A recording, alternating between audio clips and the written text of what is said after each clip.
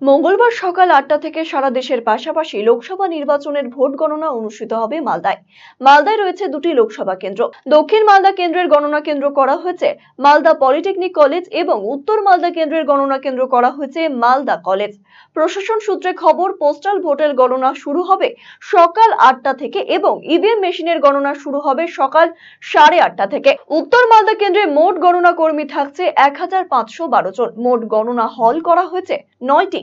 প্রতিটি হলে থাকছে 14টি করে গণনা টেবিল। গণনা পর্যবেক্ষক উত্তর মালদায় থাকছেন 3 জন। অন্যদিকে দক্ষিণ মালদা কেন্দ্রের গণনা কেন্দ্র মালদা পলিটেকনিক কলেজে মোট গণনা কর্মী থাকছে 1511 জন। মোট গণনা হল করা হয়েছে 9টি। কাউন্টিং টেবিল থাকছে প্রতিটি হলে 14টি করে। গণনা পর্যবেক্ষক দক্ষিণ মালদায় থাকছেন 2 জন। প্রতিটি হলে অগ্নি নির্বাপনের ব্যবস্থাও থাকছে।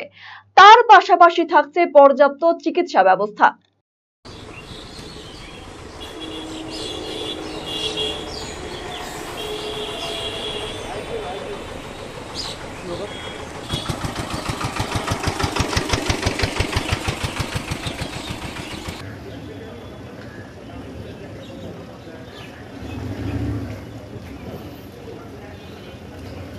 ছবি কাটিস না আবার।